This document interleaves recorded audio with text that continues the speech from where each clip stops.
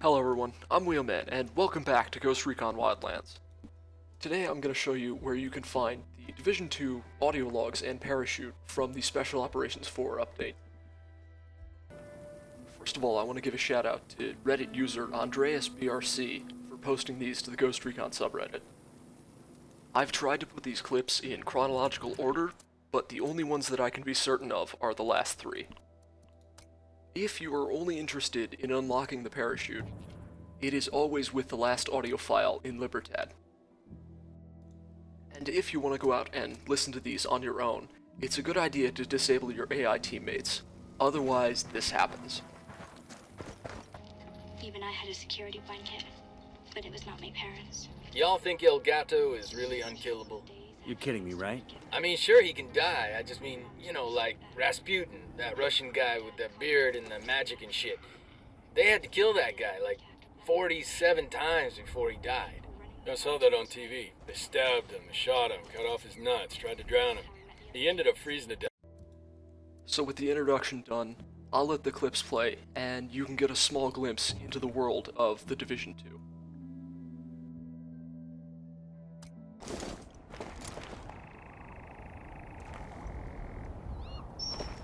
The sky over the river was cloudy. It was going to rain. Let's go home. We can't really carry you more anyways. We had been away from the castle for over 3 hours. We were all hungry and tired. Maybe we hadn't gone where we were supposed to go. But we were coming back with better stuff than the others were expecting. The others is the way we like to talk about the adults. It's not as if we are not a group. They're just so protective that most of the time we feel like they're just looking down on us. Whatever. The grocery bags were stuffed full of dandelion greens, and we even found a ton of cattails. I guess none of us had ever thought of eating cattails before. One of the women at the castle, Louisa, had taught us what to look for. She took the brown part of the cattails that looked like a hot dog and ground it up into flour. Cattail pancakes were on the menu at the castle now, and to be honest, they were okay. Why don't we cut through the White House? Maybe because the place is full of armed men? Come on, it's just ATF, guys. There's nothing to be afraid of. It'll be faster. Well, it's still men with guns. Not all men are bad. You know that, right? True, only men with guns. And what about the guys from the division, Our dad is from the division, and he's a good man. We are not going through the White House. End of discussion. And why do we still call it the White House? It's not even white anymore. All of the kids lost their parents, and all of them made up stories about their parents to make themselves feel better. Ivan and Amelia never stopped talking about their dad. A division agent fighting at NYC. We all knew their dad was dead, but no one wanted to be the one to tell them.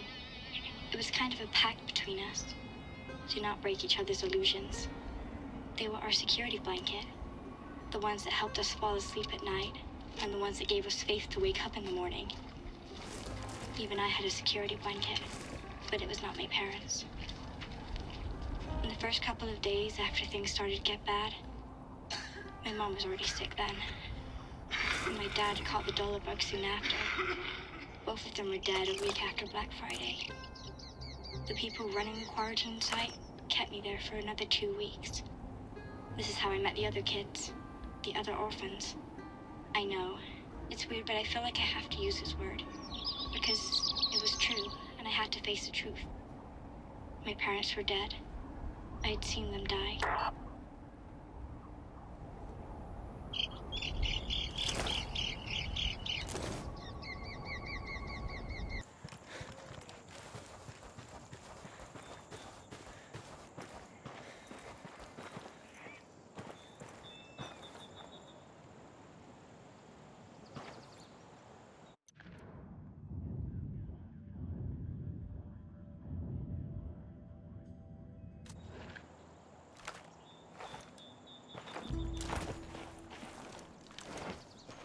Everything had been pretty stable.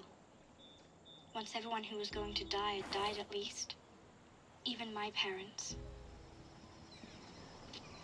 We'd all lost at least one parent. That may explain what brought all of us together.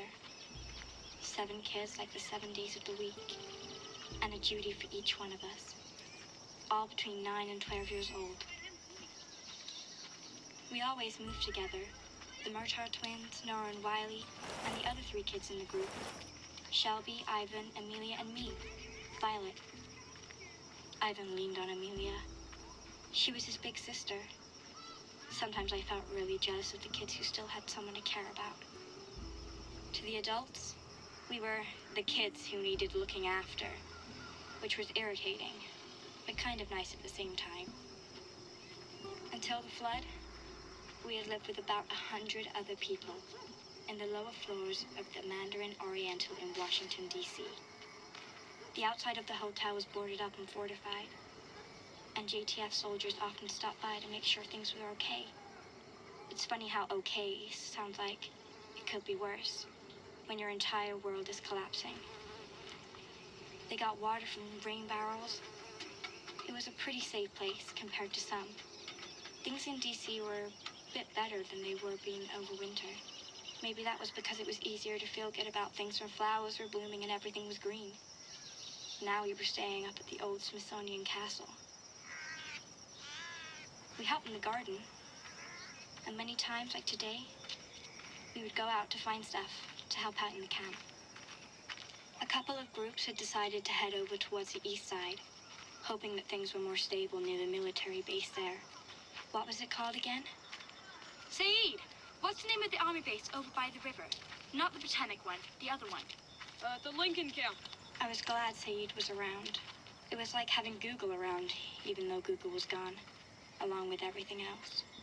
The whole area around the Capitol building was a no-go zone for us. Well, when I say us, I mean the kids.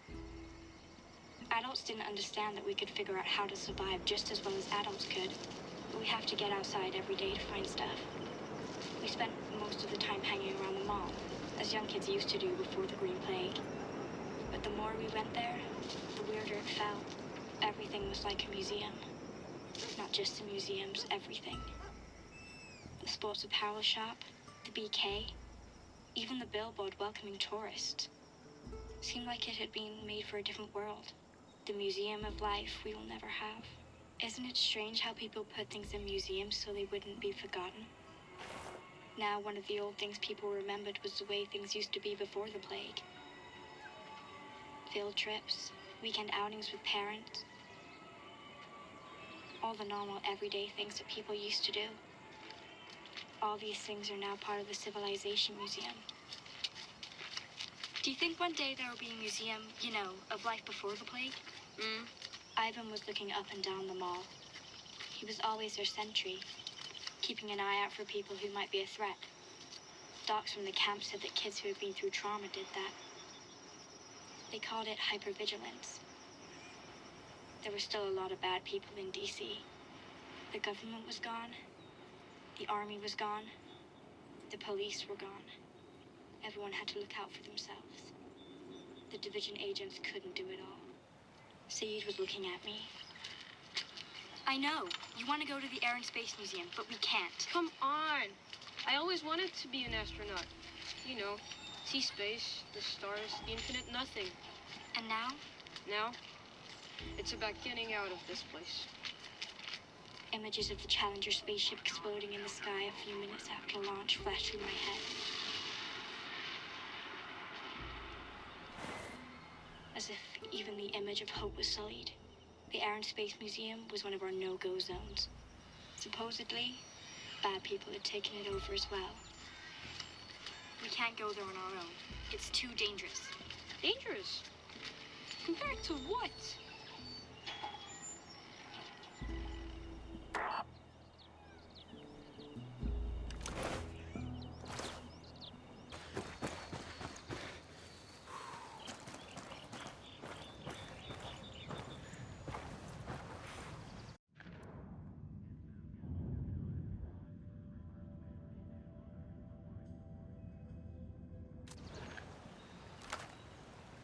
After a 4-hour expedition, we were finally back home. Hey, kiddo. That's how I realized that I was starting to think of the castle as home. Everybody was already in the dining hall. we took our precious loot to the kitchen. Dinner in the castle was catch as catch can, with small groups of people clustered at small tables or sitting on the floor with their plates. We were a little bit away from the main groups of adults, but still close enough to hear some of their conversation.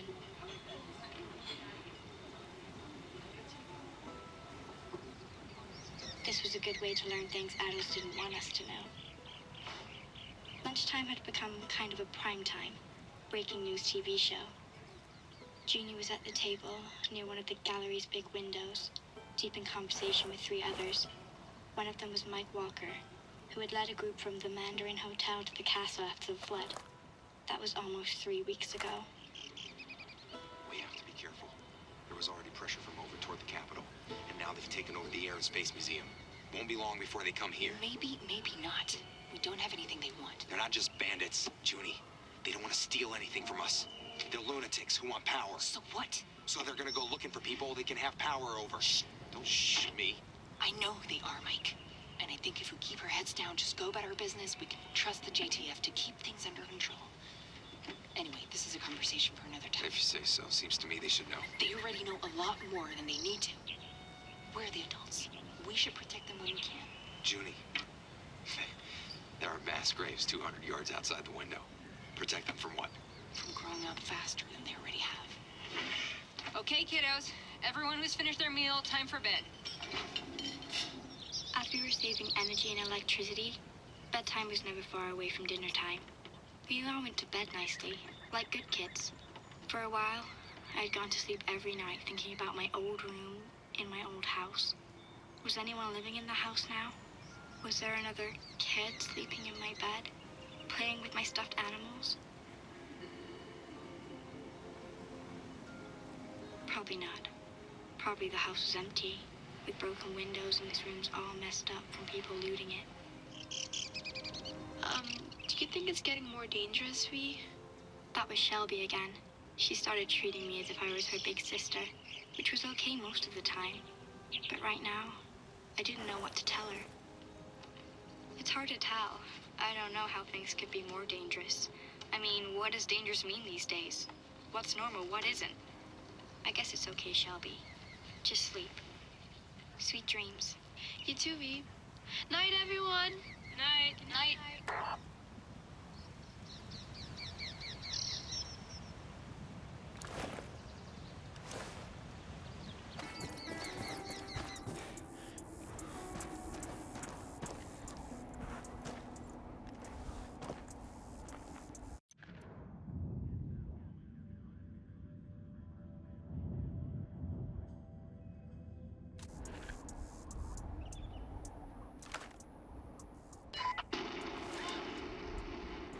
What the hell? Is everyone okay? I'm okay. Syed, look! Saeed pointed to the window. There were flashes and fire near some of the museum buildings across the mall from the castle. The sky seemed to be painted in red and orange. Then the fire and screams got closer and closer. It was as if the whole fight was moving like a tornado in one direction and then another. A wave of possibilities. It felt like the end of a basketball match, when the ball is bouncing on the hoop and the buzzer has already rung. Outside on the castle grounds, there were armed adults watching the battle. That meant they were worried. What do we do? Junie came in and shut the door behind her.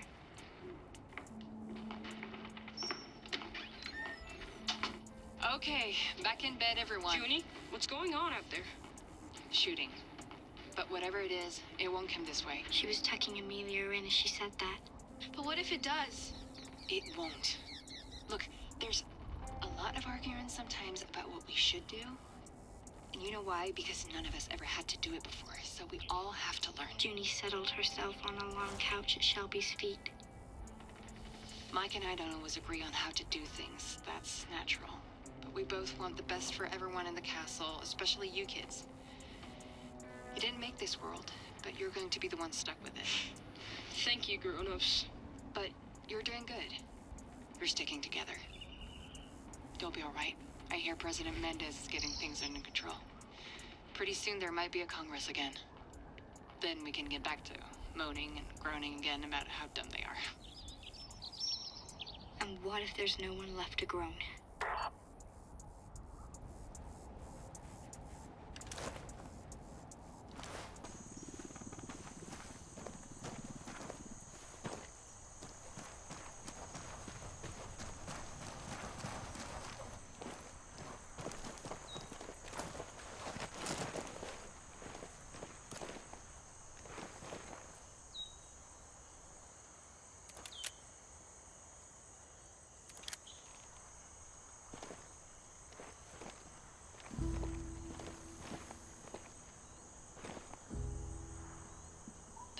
The next morning, everything seemed to be back to normal.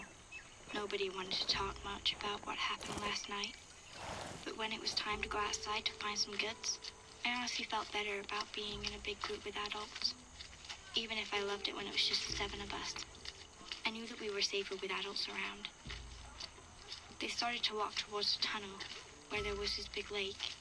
The twins were debating about what they were capable of eating to survive. And a frog. Would you eat a frog if you had to survive? Ugh, gross. That's disgusting. You know, French people think it's very chic to eat frogs. But they also eat snails, and I don't think that's fancy either. Junie held up her hand for us to stop moving. Stop talking. Stop anything we were doing. She had seen people coming out from the little building, just across Constitution Avenue. They were ragged, wearing mismatched clothes, and looked different to each other. Different races, different haircuts. I thought at first they were just a band of scavengers and robbers. DC was full of them. They were scary, but not to us. We were part of a big group with 5 adults. Nothing really serious could happen. How far from the truth could I have been? Get low! Get low! Don't move! Keep an eye on each other. Hey, keep an eye! Were they running? If they were, we should run too. The rest of the kids hit the ground. As Mike and the other adults grabbed their guns and started shooting back. Okay, we have to run and get out of here.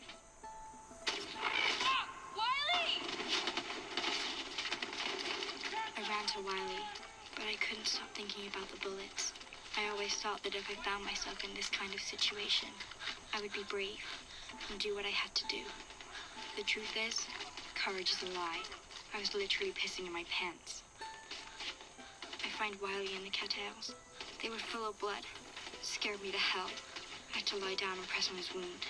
They shot me. Listen to me. You're okay. It hurts. I'm gonna die. Shut up, you're not. You're not. Wiley rolled over, clutching at his wound. At this exact moment, I wanted to run all the way to Alexandria and hide forever in my old room with my old posters and stuffed animals, sleeping until someone came to tell me that everything was going to be all right, but I couldn't.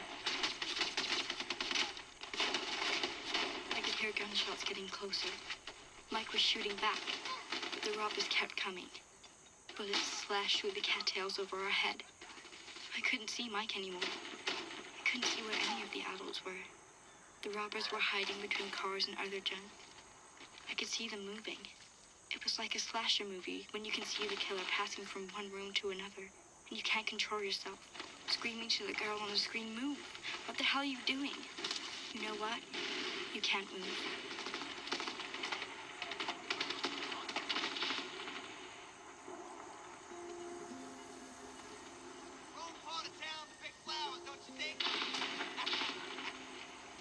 He started over the footbridge. The rest of the robbers behind him. It was at that moment that I knew I was going to die. We were all going to die.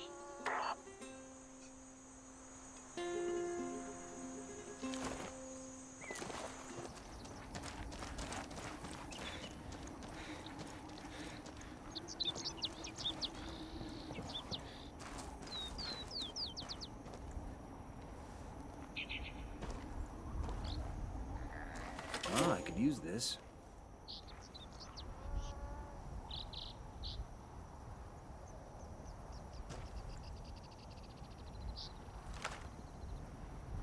The shooting stopped, and somehow that made everything worse. Shh. Now, if things get bad, just beyond the robbers, there was more movement in the trees. Damn. There are more of them. Look in the trees. I knew that Junie had another gun. A square black pistol. It wasn't going to be much help against 10 robbers, or more, if that's who was coming through the trees. Take cover! A tall white guy wearing a backpack and carrying a rifle stepped into view. He raised the rifle and took aim. There was a glowing orange circle on his left wrist. The robbers didn't know where the shot came from. They continued to shoot in Mike's direction, while others tried to figure out where the division agent was. He fired, shifted his aim, fired again, shifted once more, fired again. All in 2 seconds. Then he stepped behind the tree again. Where the fuck is he? I don't know. I can't see him. The division agent stepped out again. One shot. Another robber down. He can't get us all with a fucking deer rifle. Go after him. I'll find you. I'll kill you, motherfucker. The robbers charged. Jimmy jumped up from the cattails and ran towards Mike, dragging him behind some bushes, where at least there would be some cover. I looked back at Noah. How is he? He's hurt! He's still bleeding! Wiley was quiet and pale, his head resting in Noah's lap. The robbers were firing into the trees. There he was. No, wait. This was an Asian woman. Another agent. Calmly stepping out to flank them. She had a different kind of rifle. One of the ones with the curved magazines. When she fired, it was a long burst that raked the group of robbers. They started to scatter. At least the ones that still could. Then the first division agent reappeared at the other end of the trees and calmly shot another one of them. That left only 2 of the original 10. They ran for their lives through the trees back toward Constitution Avenue. The division agents didn't go after them. They met on the footbridge and crossed together. I think I will always remember the breath I took after that moment. Hey! You can come out now! Yeah, we need help! 2 of us are shot, at least 2. I don't know where everyone is. Okay, ma'am. We're gonna get you a stretcher. Then I looked for the bodies of the other 3 adults, but there weren't any. Then I realized that they had just left, except for Mike and Junie. The others had left. What's wrong, Dee? The other adults. They ran away. If you and Mike weren't there, we would have been killed. Abandoned. How could they? Look, Dee, remember when I told you it was not easy to be a kid? Well, it's not easy to be an adult either. Those times do not make it easy for anybody. We are all beginners here. You can't judge how people behave in that kind of situation. Is it a situation? Or is it just our world?